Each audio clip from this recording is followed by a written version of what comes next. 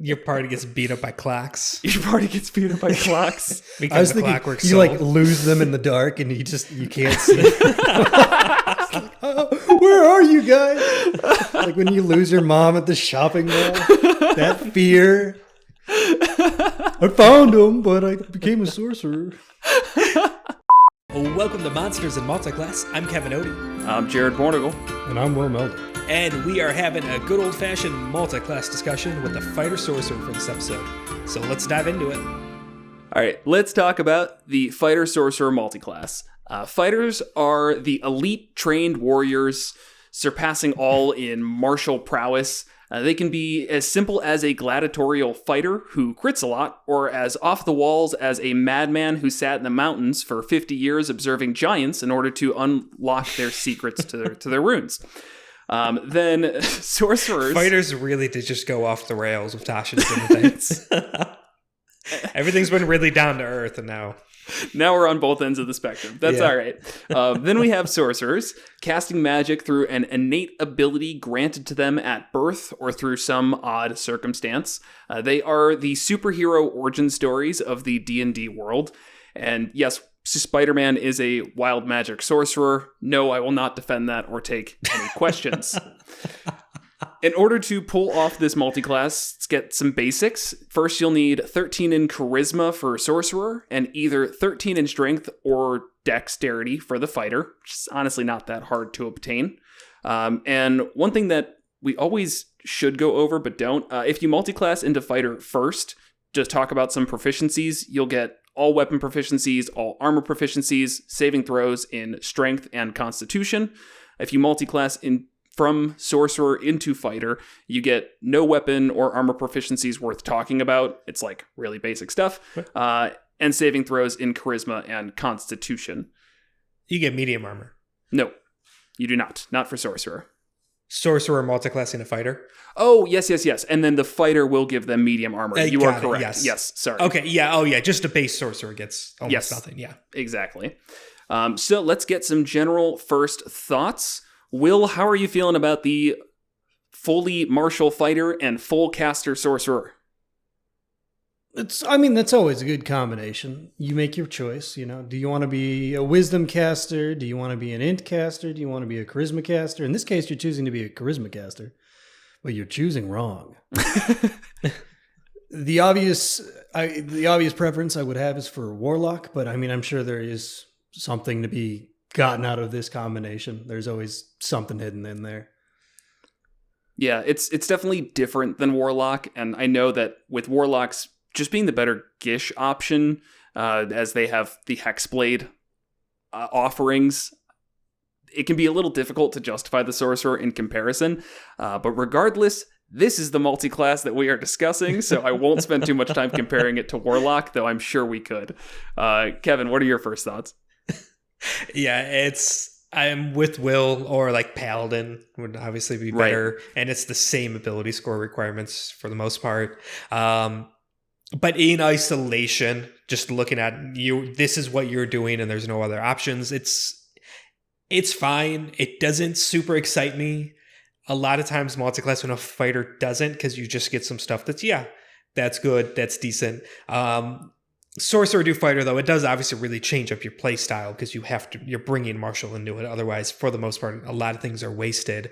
So it's going after a specific character concept. There's now 1,000,001 ways, even with just monoclassing in 5th edition, to play that Gish. So this does feel a little outdated now, but it's still there. It's still a way to do it, to be the caster, fighter, martial character with some decent charisma, so you can still do good in social checks. I think realistically where we're going to see this come to a table is when somebody's been playing a fighter for 6 months, a year, whatever length of time, and they're starting to get bored with the play style, and they've already been acting as the party face, maybe with like a 14 or 16 charisma, because fighters generally don't need a whole bunch of stats really high, so they might have already gotten stuff or rolled well, whatever the situation. And they're starting to look at, what can I do to make my play style more interesting? Well, I don't have the intelligence for wizard. I don't have, or artificer. I don't have the wisdom for anything else. So They have charisma. They don't want to sell their soul because it doesn't fit their character concept to go Warlock, so they look at Sorcerer. And that's why I would go into it if I was ever in that scenario, because anytime I see somebody playing Fighter for a long period of time, around 11th level or so, they start saying, can I do something else? Is there something more interesting to do? I've gotten this. I need some horizontal improvements, and Sorcerer can offer that. I feel like that's been the theme of our whole show recently. Like, realizing, all right, things just kind of get a little boring as you play it for a while. Let's mix it up. And like as a critique of the monk and monk classes last episode and things like that. And yeah, you're right. Here we are again, fighters. Though some of the newer fighters and Tasha's really do mix it up. Echo Knight also really mixes it up. But yeah, a lot of the more traditional fighter stuff. Playing it for 6 months, yeah, I could see just wanting to switch it up. Yeah, and usually that can be done by feats. So it's not saying that you have to go into a full caster in order to make Fighter fun. You can take feats. I think there's tons of ways to change up your play style, but at the very least, people are going to look for options out of like just a straight normal fighter. And again, you might end up at Sorcerer's door. Right. That wild magic sorcerer is always tempting. Especially if you're just looking for the fun. Like, you're not exactly trying to power game it. And just like, oh, what's kind of this fun splash I can add to my character? Couple levels in wild magic sorcerer. What's more fun than that? Right. You get some spell casting. You get to roll on the wild magic table and have zany, wacky stuff happen around you. It's usually probably going to be some big event that you can work out with your DM ahead of time of why you're now all of a sudden an unstable charisma caster when you were just a fighter before. So cool role playing. Yeah, I think really though, if you're an unstable charisma caster, regardless of whether or not you have sorcerer powers, that's something you're born with. You know, a little bit unhinged, but like great cult-like personality. And then one day you can just start casting spells. That's normal to just come out of nowhere.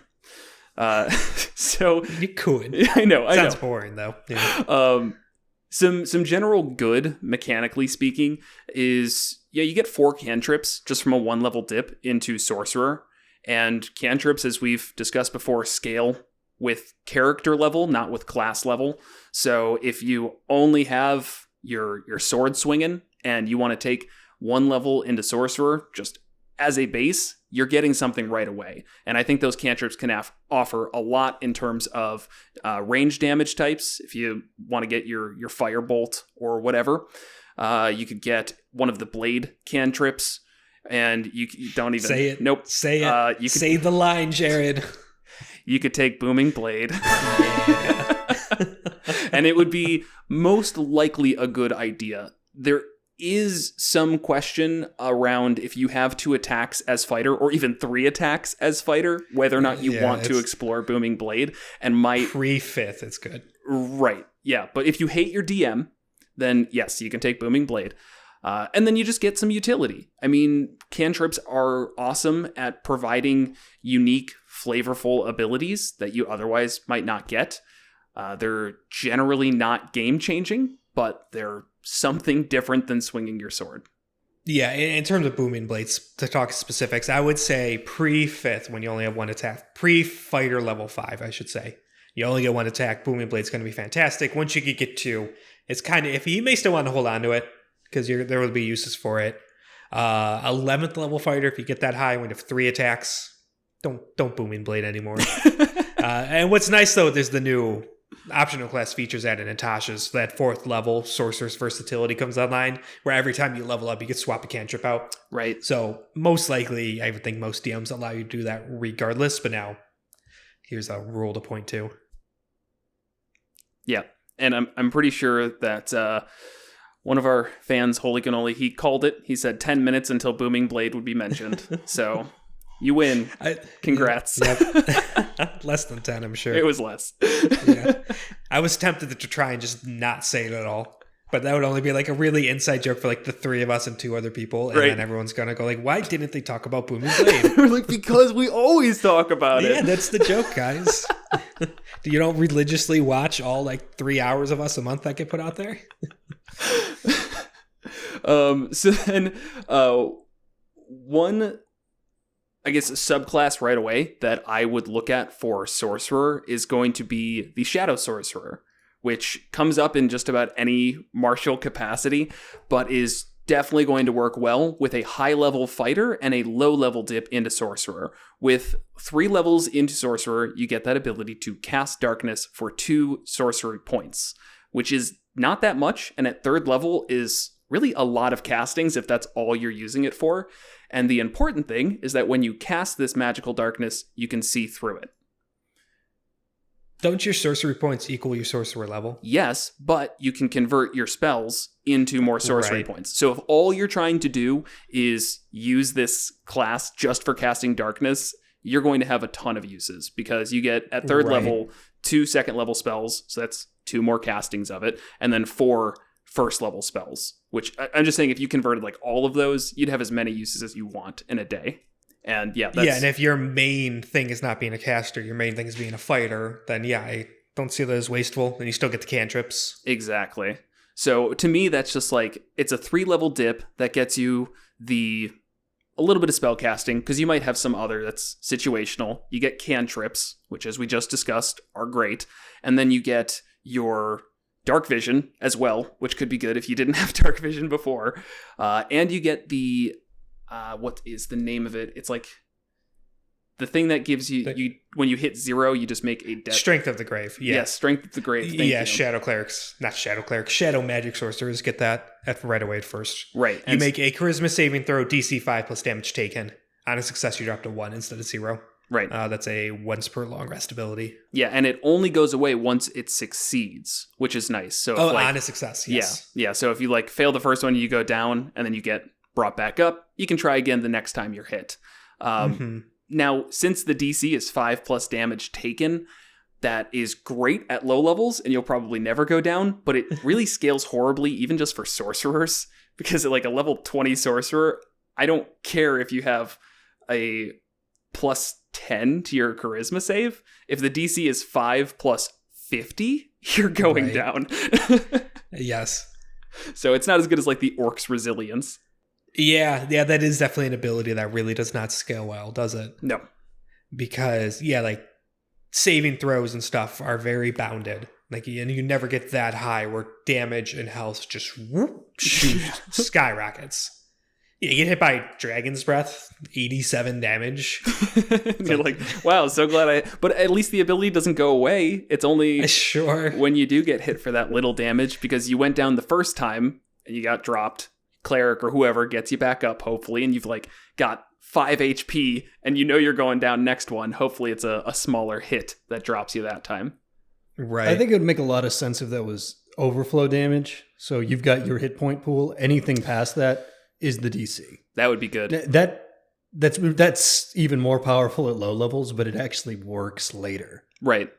And I would say at low levels, I super don't care, because really, like, you're so squishy before 5th level anyways. It's like, if you just last one more round, that's fine. That's okay. One more hit, even. It's not even a round. It's just, yeah. Heaven forbid we have to go through the entire session finding someone who cast Revivify to level 3 and like, accidentally killed your character. So, yes, definitely like Shadow Sorcerer as an option. I mean, I already did say it, but just to talk the details, a little more wild magic. Again, just 1 level dip. Get you the rolling on the wild magic table when you cast sorcerer spells, potentially. And I feel like I need to say this every time it comes up, but I'm going to say it again. The wild magic table, even though it is obviously random and wild, it is balanced to be better than not. The majority are either positive or neutral effects with just a few negative effects, so it is a boost. Right. And then you get Tides of Chaos, which is just amazing. You could basically, on any D20 roll, give yourself advantage, and then you could once per long rest, or if you then roll on the Wild Magic Surge table again after using Tides of Chaos, it resets it and gives you that back again. So the ability to get advantage is nice. Always. Obviously. And Yes. I think you mentioned just like the role-playing aspects of that are always good and kind of easy to justify, whereas some of these other Sorcerer origins, based on how Sorcerer is written in 5th edition, it's a little weird to just be like going about your business as a fighter for 10, 15, however many levels, and then one day just like wake up with sorcerer powers. Wild Magic Surge easily gets around that because it does have baked in that you can just touch a unstable magic of some sort and be imbued with that power. So that's good. Then going from there of like where you take it is always, I think, that how do you control this power? What do you do with it? And, you know, kind of playing up that aspect. Right. With great power comes great responsibility. No, still not taking questions on the Spider-Man thing. Spider-Man was a 1-level wild magic warlock or sorcerer mixed with 20 levels of fighter. Yeah. Yeah. Reading through the table, I see it now. I didn't see it before. It's really obvious. Now, that said, I have never particularly loved that aspect to roleplay from Wild Magic Sorcerer, but I do see that being a good opportunity. Right. And with other subclasses, even though the kind of baked in lore is you're born with it, you have a dragon in your bloodline, your soul is touched by the divine, or stuff like that. There's still plenty of ways to get around it. And that could still be, like, if let's say you want to go Draconic Bloodline Sorcerer after your level 10 fighter, 11th. Don't stop at 10. Go to 11, get that third attack. But level 11 fighter, you could still very easily say, it's like, okay, yes, there was a dragon in my lineage, and that side of me has been inert and suppressed and hidden, and I found out about it, or I became who I needed to be to fully unlock that potential, or sure, you come in contact whatever. with some artifact, like, and this could be for any of these things, like you come into contact with an artifact and it unlocks that part of you that's been kept hidden for so long. And that's why I always say it's like it's the superhero origin, because that's right. I feel like every superhero thing is just like, and then one day a random event happened and then I became super powerful. And it's like, okay, that's dumb, but it's D&D and that's the character you're playing, so it's fine. The one that I always go to that's like my own personal way of handling sorcerers, especially in my world, is that idea of seeking out a ritual in order to purposely infuse yourself with that. And I will keep pushing for people to go that route if they can, or, you know, just yell at your DMs until they let you do it, because I think it's cool. Yeah, exactly. Give some agency to the player, not make it a passive thing that happens to the player. Make it an active thing the player seeks out for the sake of storytelling and stuff. That's almost always a better way to go. And even if you don't want it to be a ritual, if it is more, I have that power inside of me that I haven't unlocked because I'm not worthy of it yet and who I need to be, you can make the character still aware of that. Sure. And then that's why they're adventuring. They're going out to better themselves and broaden their perspective and learn how to really harness this inner power. And then you decide at 11, after I got my third attack, I'm good enough. And here it is. But yeah, just make it active. Give the players I always love when we're like super dismissive of the timing of it, where it's like, yeah, and then once you hit 11th level, obviously is when things fall into place, because that third attack's hard to pass up. I mean, you could also do it after 5th level and then take one level and then hold off until you get that 11th in fighter and start going more into the other. Right. One thing that is nice about sorcerers is they get something at first level, something cool at first level, always. Right. It's not always as strong as some other things. Again, the shadow magic, you just get that, what we were talking about earlier, the strength of the grave, and then 120-foot dark vision. That's not really that awesome, but it's there. Yeah. Well, 120-foot dark vision could be really good if you were a race that doesn't have it. Right. Because if you play like a human who does not have dark vision and the rest of the party does, it comes up all the time and the rest of the party makes fun of you for it. We do it. But some are a little more just right off the bat great, like Clockwork Soul. I was about to say, that's so the new one, Natasha's.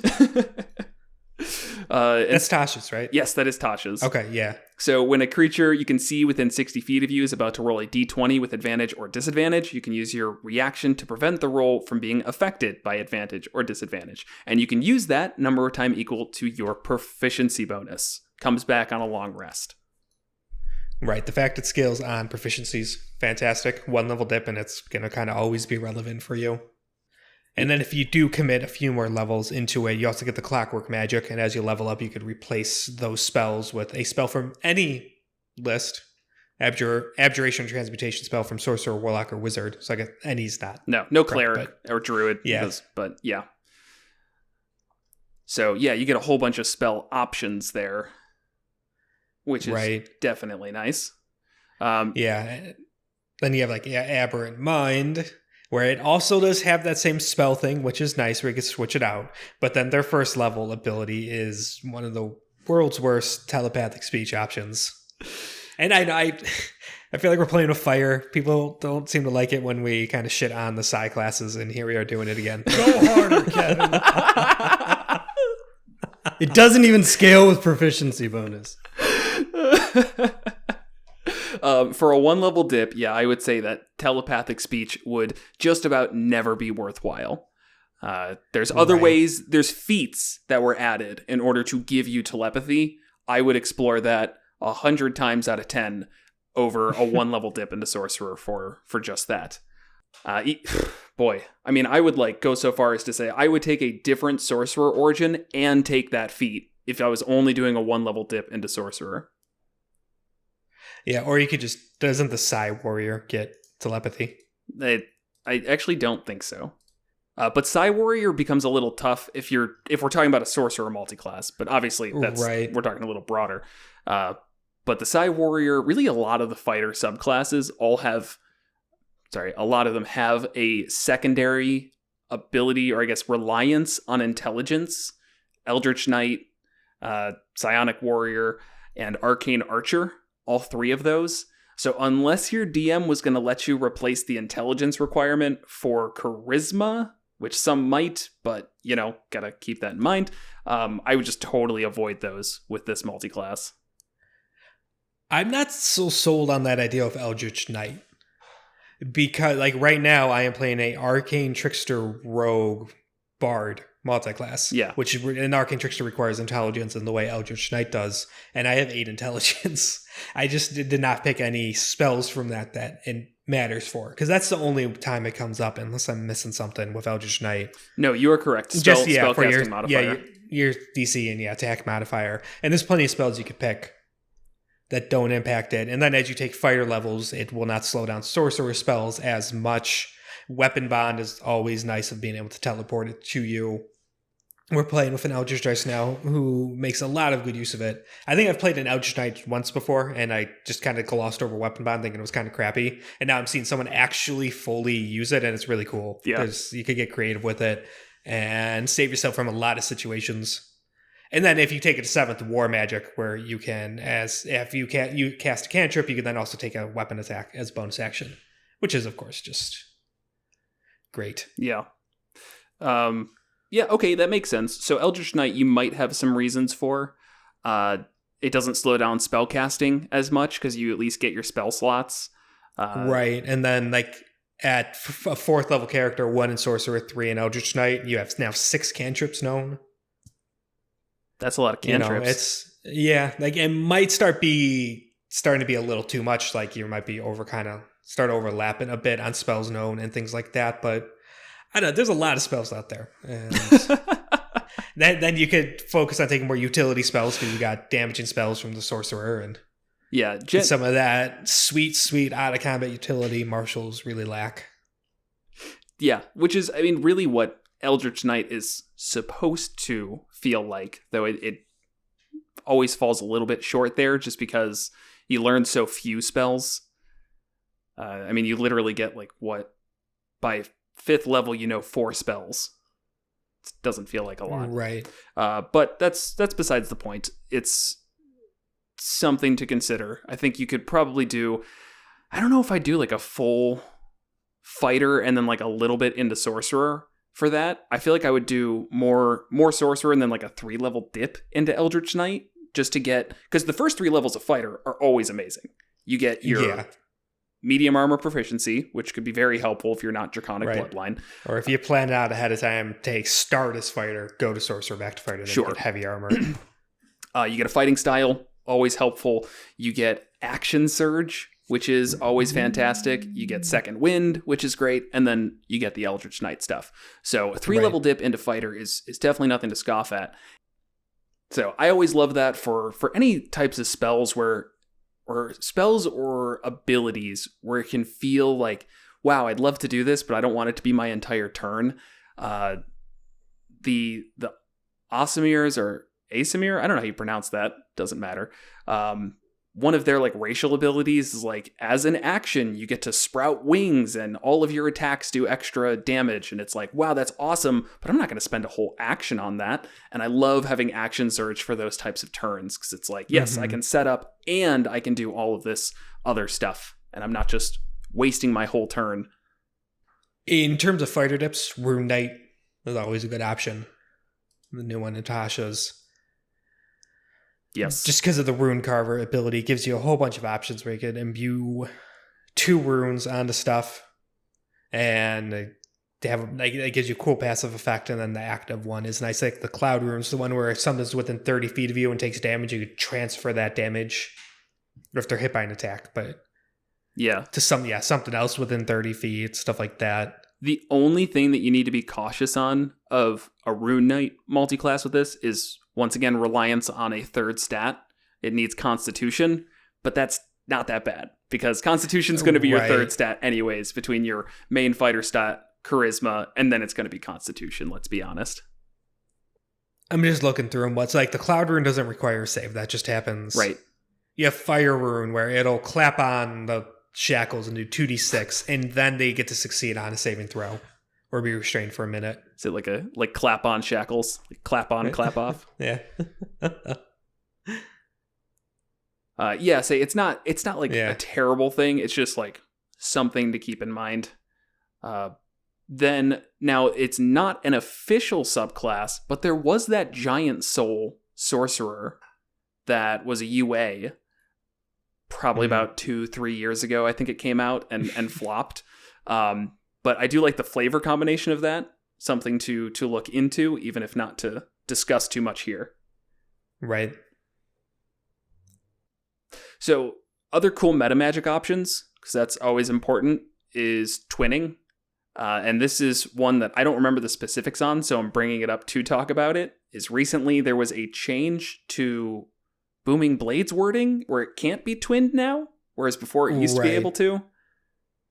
Okay. Yeah, because Booming Blade targets yourself. Right. So good. Yeah, now it has a range of self. So good to keep in mind that you can't do that with your meta magic. Which always felt messy anyways, even before. Like, I felt really questionable to be allowed to twin it. Yeah. So I'm glad there was clarification there. But you do get your twinned hold persons if you're level 5 in Sorcerer, which can be amazing. And if you get that perfect scenario, what's that? No, you can't do that? No, you can. It's just not going to be amazing. Why not? They're both going to pass, and it's like, oh, there's a waste of a nice spell and meta magic points and a whole action. And fine, then you go 6 levels into Hound of Ill, or into the Shadow Sorcerer, so you can get your Hound of Ill Omen, have it within whatever 5 feet or something of the enemy, so they get disadvantage on your saving throws. And if you're Eldritch Knight level like something crazy, you can give disadvantage 10. on the next 10. Yeah, you can give disadvantage on the next saving throw as well. So there you go. You give them both disadvantage on their saving throws, and then they fail their hold persons, and then you can use. Then you remember they're undead or fey or. I'm sorry, hold person. It's like it's the famous spell. Everyone loves it. And it's like, it's kind of crap. I took it out my most recent character, and I kind of want to swap it out. It's because it never comes up. It's because Hypnotic Pattern is so much better. Yeah, and hold person targets wisdom as well. I think Hypnotic Pattern also targets wisdom, but with Hypnotic Pattern is an AoE that puts them in a stupor. And sure, you can't beat up on them, but if you take something out of combat for multiple rounds, it doesn't matter if you can hit them and crit them. Right. I don't care. I just want them to be out. So hypnotic Right. pattern, you're right, is like, it's a lot better than hold person. Yeah, it's just the end. It's one level higher. Hold person's 2. Well, Hypnotic is you're 3. comparing crowd control for the nuke that is hold person. If you're not utilizing that crit really hard, you're wasting it entirely. Sure. It can be good if you've got a paladin and a way to make them fail the save reliably. But that's hard. Again, wisdom is something that is often saved against for the characters you want to nuke. Right. Always have that lovely push and pull that I see so much more now as a DM. Just like looking at saves and what you guys have that constantly upsets me. As Will always brings up the Constitution saves for monks, where it's like, oh yeah, you force a Constitution save. As I look at every monster and it's got +10, +12, +15. It's like, oh yeah, Right. that's not too hard for them to beat, is it?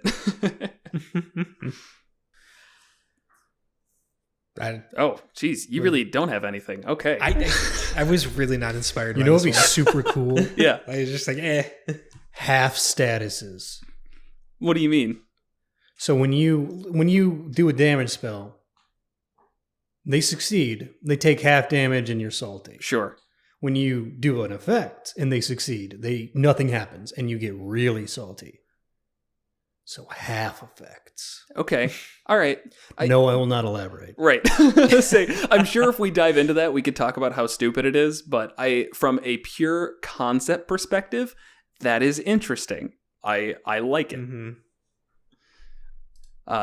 Now, back to some character ideas, because I like to think more and more about how you would actually go into these sorcerers, because I still just really will think that people will start as fighter and want to get out of it at some point. I liked the idea of a fighter who, for some reason, lost their original party. And this would be good if you're like starting your campaign at like level 5 or something. And then basically in whatever circumstance that they lost their party, they then choose a sorcerer origin to reflect that. So to give an example, let's say that your party was, I don't know, captured by nobility and put to death for some arbitrary law. They're like, oh, I hate law. Law and order is absolutely stupid. So let's like try and seek out the wild magic and like imbue myself with it and become an agent of chaos. Your party gets beat up by clocks. Your party gets beat up by clocks. I was thinking you like lose them in the dark and you can't see. Where are you guys? Like when you lose your mom at the shopping mall. That fear. I found them, but I became a sorcerer. So we'll never lose them again. And then they all died to a dragon. I mean, it would be kind of silly, specifically for that I wanted dark vision thing. But you could have that, some traumatic incident occurred where your party was slaughtered in the dark and you were powerless because you were blind. In which case, that's kind of motivation, but it feels a little silly. Despite us making fun of it, it is a really good idea. Yeah. And a cool way to take it.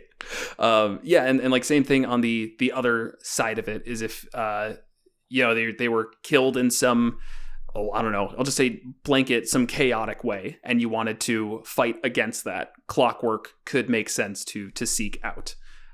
Right. And I think you killed by giants, seek out the Draconic Bloodline. Sure.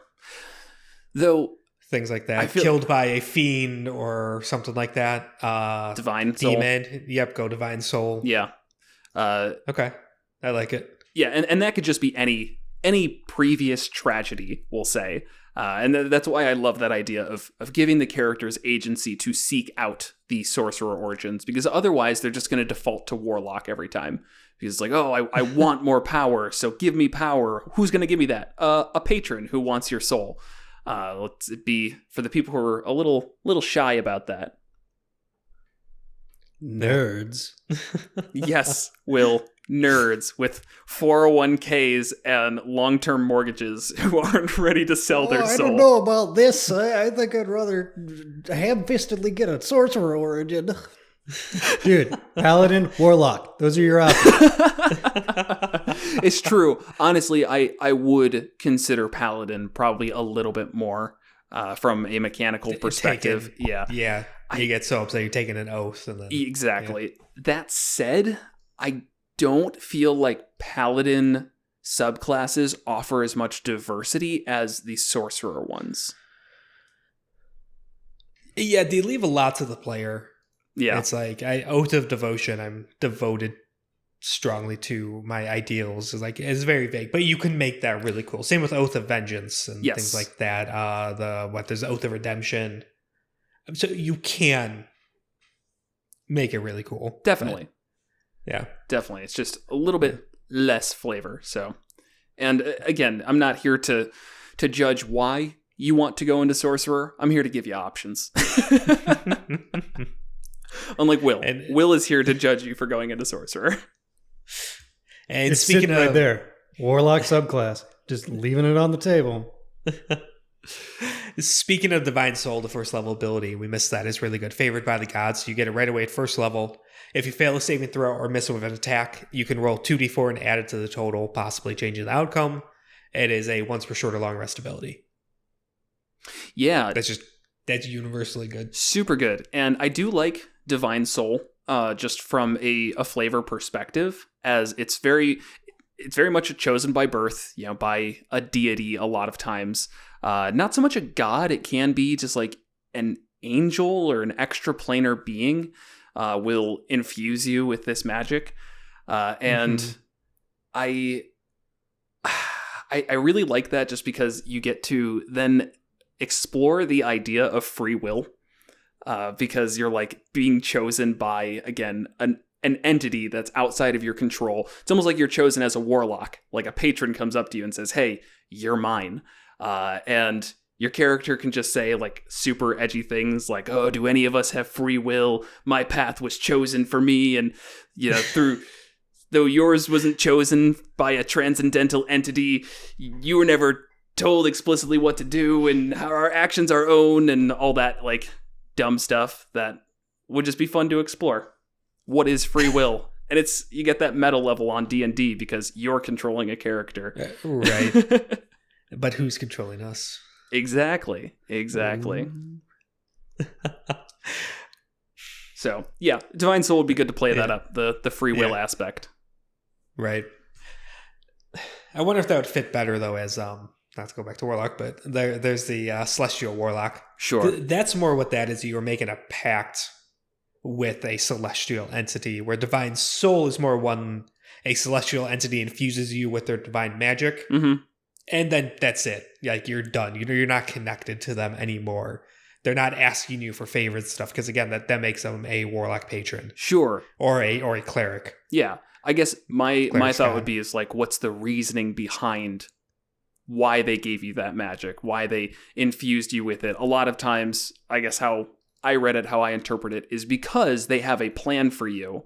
It's just they're not going to be asking you for things. It's more of like, just like they put you on the right path and say, you're going to do what I want you to. You don't even know it. I'm not going to ask you. I'm not going to force you. It's just going to happen. And I know that. Yeah, that's a good way to take it too. And then you also get access to the cleric spell list, which is cool. Yeah. So great buffs there. Right. I think even a 1-level dip would get you Bless. And usually Bless falls off the list of like great things to cast because of the concentration economy of you can only concentrate on one spell. But as a fighter with low levels in Sorcerer, Bless looks pretty good. I got nothing else to waste my concentration on. I would just be worried about losing the concentration. Luckily, so you would probably be good at con saves. There you go. But either way, actually, because Sorcerers also get proficiency, so. Yeah, and then you just take Warcaster, because, I don't know, you have no other reason to. Advantage on them, yeah. Casting Booming Blade as a reaction, or as an opportunity attack. Can you still do that? I thought that was also, so. I don't remember the specifics. Warcaster allows you to cast a spell as a opportunity attack.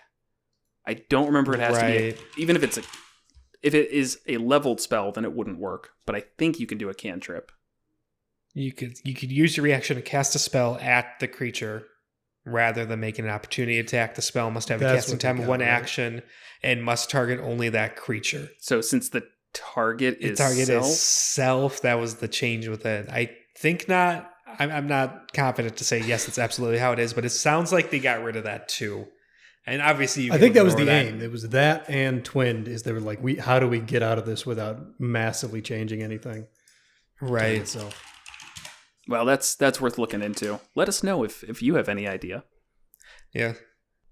Because yeah, I mean, You target self and then it hits something within 5 feet is specifically how that works, which is a little right. It's just weird. But then I remember there was some clarification by God Emperor Jeremy Crawford that was basically saying, well, it only targets one creature. It's just that it has to be the origin of yourself. And then since it only can attack one, it's fine. So well, I don't know. So that's why I'm saying it's just look it up. Jeremy, why are you like this?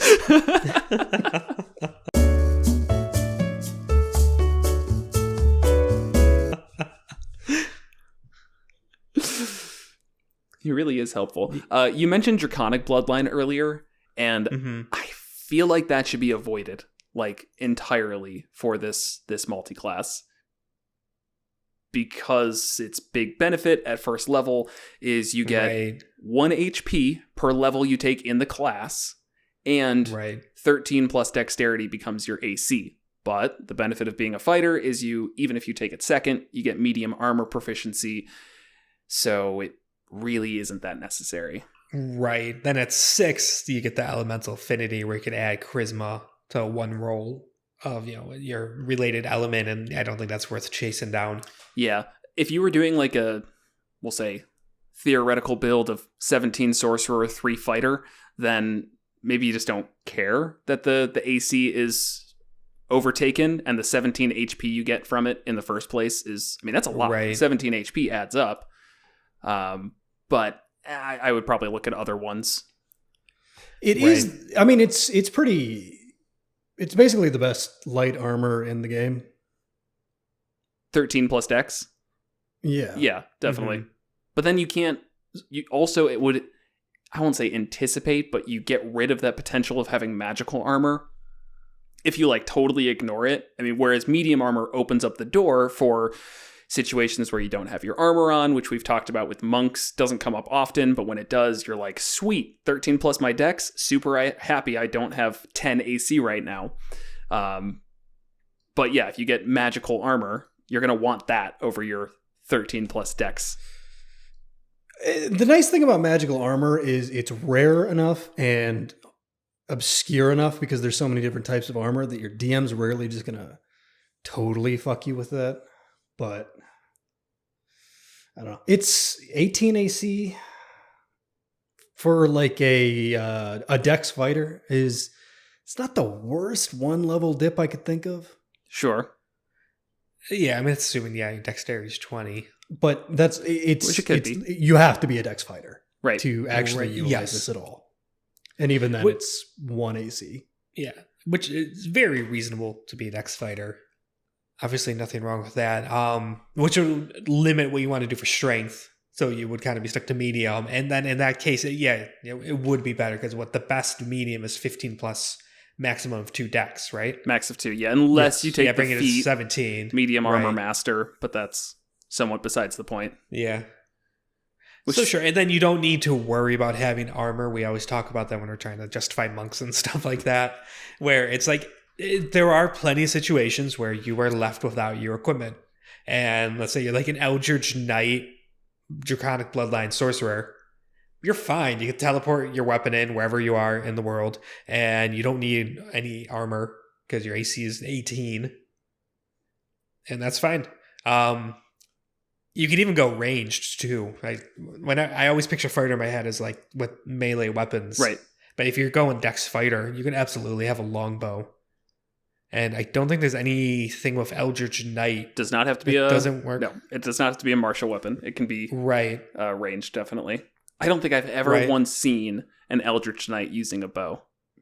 It's kind of a cool concept. Yeah. I sort of like it. Especially once you get war magic. It's like you blast out a firebolt and then shoot something with an arrow. And Sure. And then you're not running into the issue of being within 5 feet and getting disadvantage on your cantrip. Yeah. Yeah, the only issue is the big sell for magic is often range. So you kind of run into a little bit of a snag there. But it's not that bad. Yeah, right? I guess you just kind of lose a little benefit. To me, it's the fact that you could do both, because usually as a caster, it's like, the benefit isn't just range. You need to be at range. Whereas with this build, if something ran up to you, you throw your bow on the ground, which if you're an Eldritch Knight, I can just yoink it back later if I want to. But I could easily switch to my sword and get some martial damage. And then once you can get away, you're fine. Again, just bonus action, get your bow back in your hand, throw your sword on the ground because you can get that back later if you need, and then go back to taking shots. So you're basically good in any situation. Yep. Yeah, exactly. And that sounds very much like a fighter. Yeah. You're just martially trained. You're equally as good with a longbow as you are with a longsword, and I don't think longsword's finesse, but whatever. No.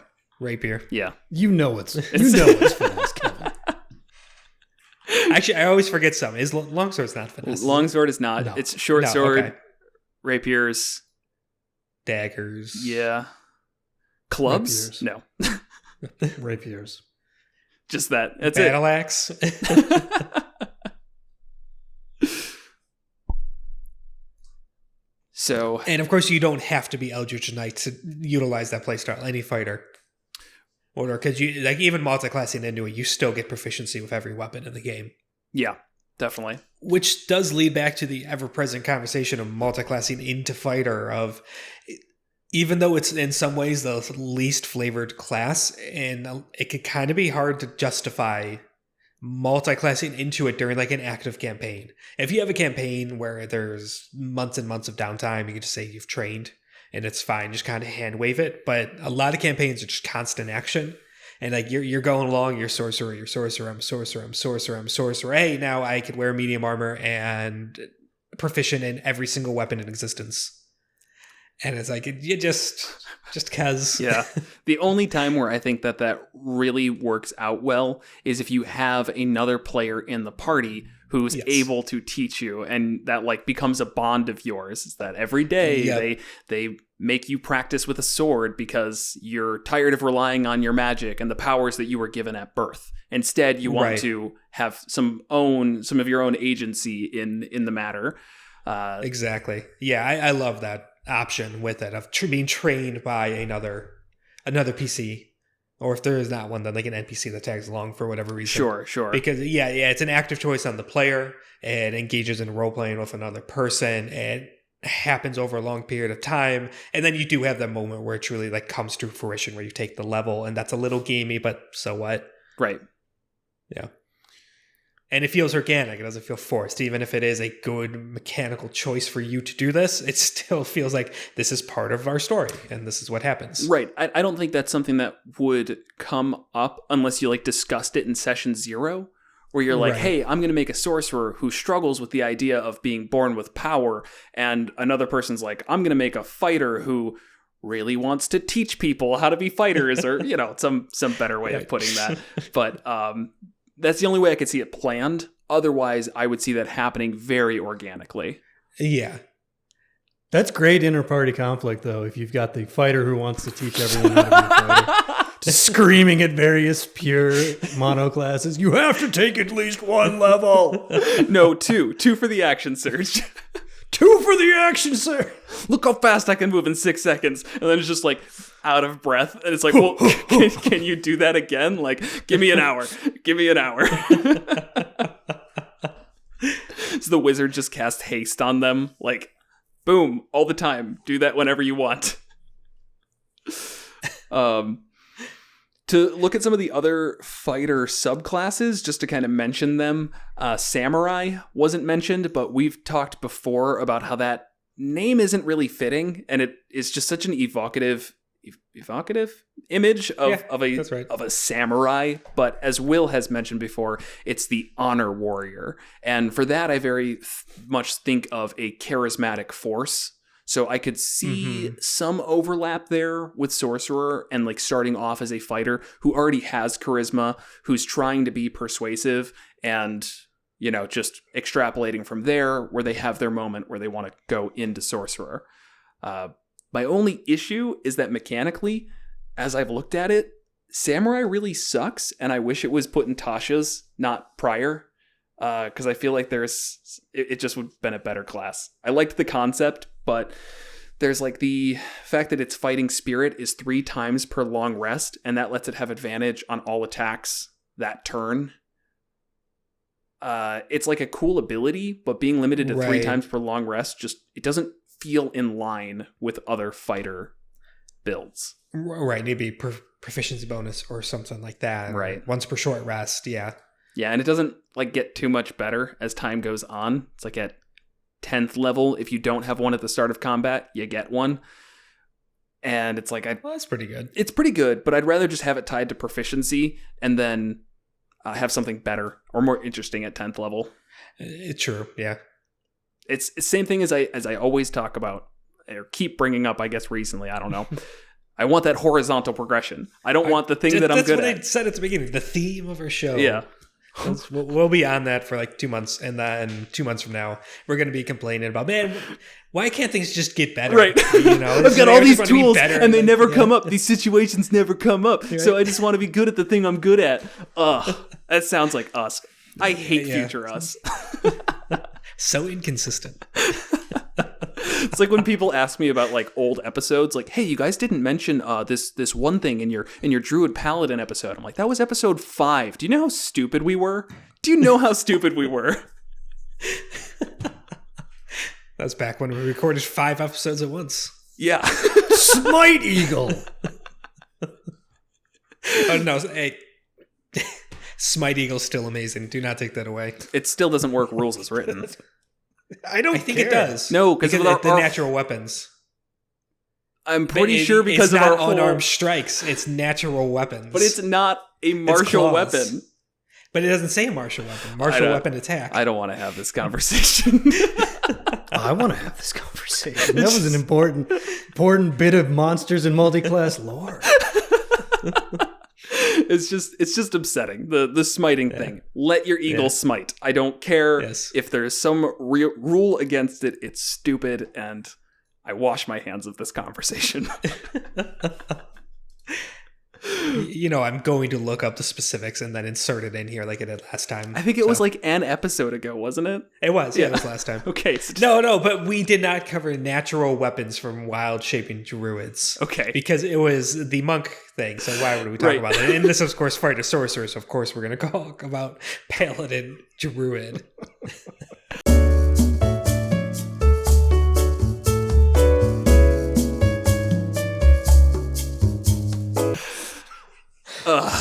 So Echo Knight sounds like it could be really cool. How could we avoid Echo Knight? It really kind of falls flat, I think. Are you kidding me? Even just a 3-level dip always is good. I'd rather go like Battlemaster or Rune Knight or something like that. Eldritch Knight even. One of the big benefits of Echo Knight is kind of that maneuverability. You could pop your Echo out and move it as a bonus action, then attack through that space. But I mean, if you're multiclassed into Sorcerer, you have cool cantrips and various spells and different ways to already do that. It feels like it's somewhat doubling up. You can also teleport, though. Sure. Swap places with it. Yeah. I mean, that's nice. It's a limited teleport. But I guess it will get you out of harm's way because you don't take an opportunity attack when you do it. Right. But you're the fighter, though. I mean, you're probably not trying to get out of harm's way unless you're doing the dex-based ranged fighter, and in which case I don't think Echo Knight is... I think Echo Knight's even worse for that. Sure, I agree. I think and it works as a 3-level dip into fighter. Yeah, and then one thing... We're bringing Boom and Blade back up. All of the wording is when you take the attack action on your turn. If you cast Booming Blade, that's not taking the attack action. You're making an attack as part of a spell cast. And so you can't Booming Blade from your Echo or opportunity attack Booming Blade and stuff like that. Okay, so which is a big part of it. Is that a negative or a positive? Because anything that ruins Booming Blade in my book is a reason to take it. I will give players inspiration for that. Hey Jared, so I just took this multiclass, but I can't use Booming Blade anymore. There you go, inspiration every single session. That's yours. You still can use it, just not through your action. Just make it worse. No, you're right. Yeah, so it's not bad. It's not like all of a sudden, no, Echo Knight is terrible. There's still good stuff. But I think there's, a lot of the benefits are lost if you have ranged cantrips and magic. I also think it's one of the hardest subclasses to justify from a role-playing perspective. That's one where it's... hard. Yeah, since those two are more magically inclined, that can be more of a like singular in-game moment to give you these powers type deal, as opposed to like the long training with a buddy or something. Sure. We haven't mentioned Battlemaster much because like obviously it's good. I don't know what more you need to say about it, but the one thing that is at least good to know is that if you are going the Booming Blade route, a lot of maneuvers just say when you hit with a weapon attack, which Booming Blade would allow for. So you can use your maneuvers and Booming Blade. I didn't think of that. That's amazing. Yep. I'm sure you hate it. Of course I hate it. It's not even worth saying that I hate it. You know I hate it.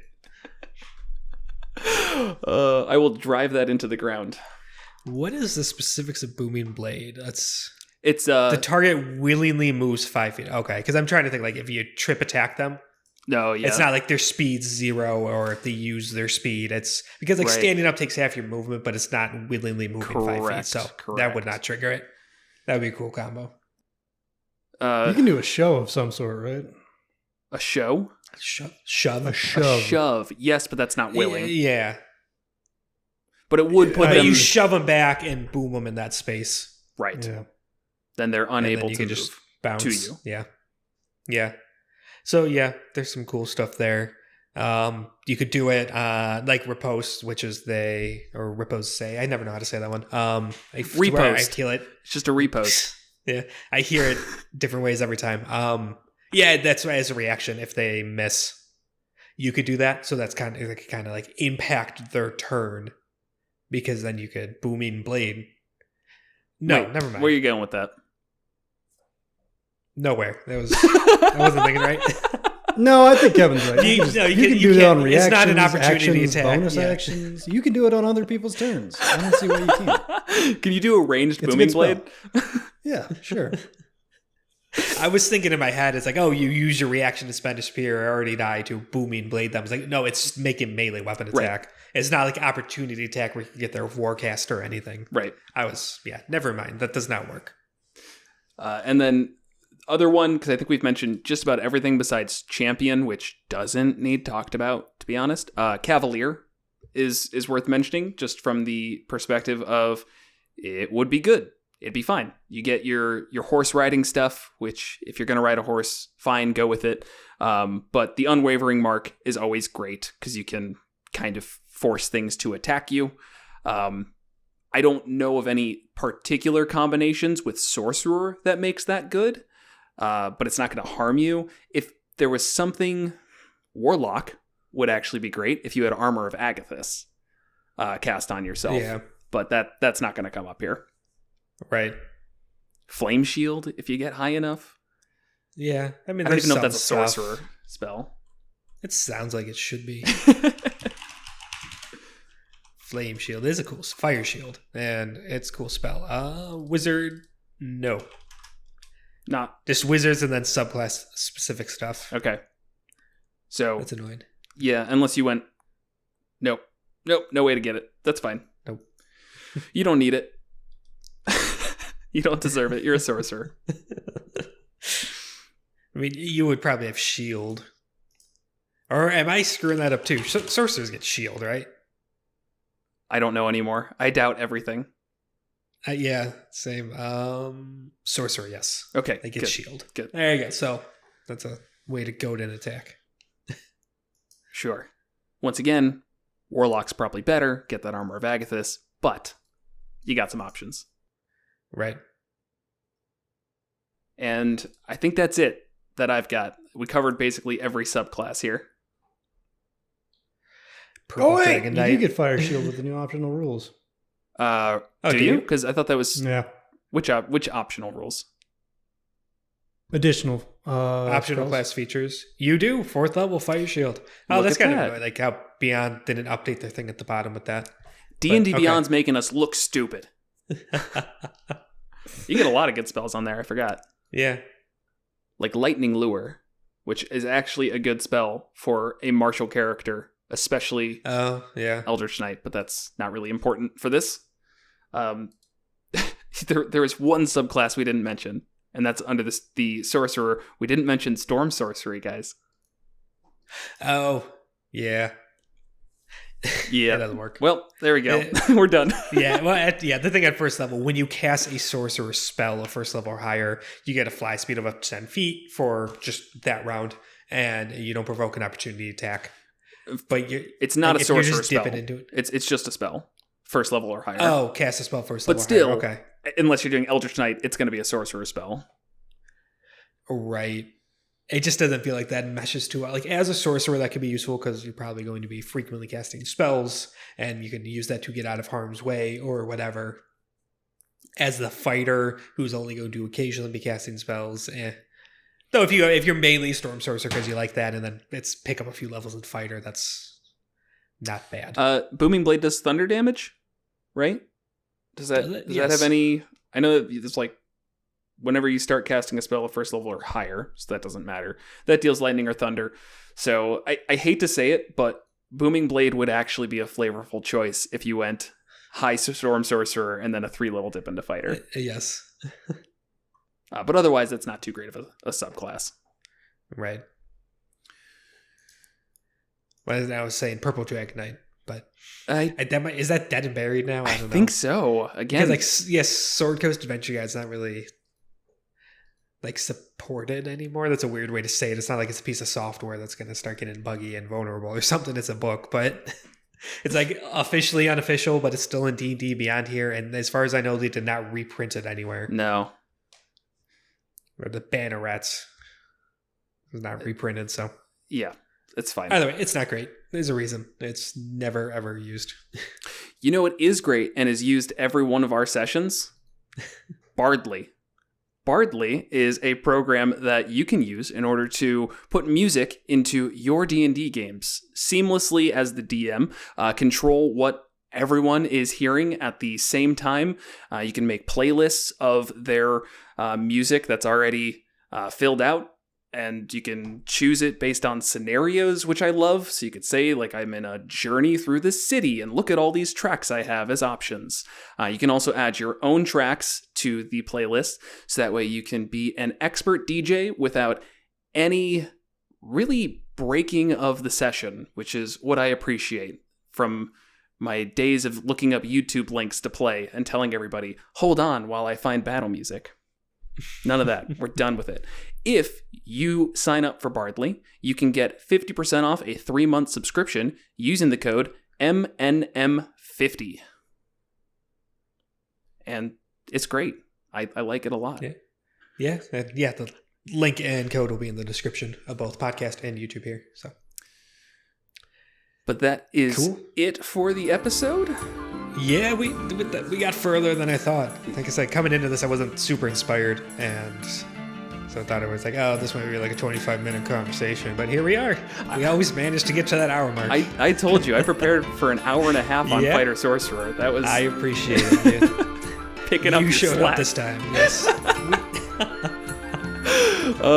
If you are not yet, make sure to subscribe, like, ring the bell, and tell your grandparents you love them. That's important. Yeah. Unless they're terrible people. In which case, tell them they're pieces of shit. You remind them. Those old bastards. Okay. I think we always go on like 30 seconds too long. It's okay. Thanks for watching. Cut.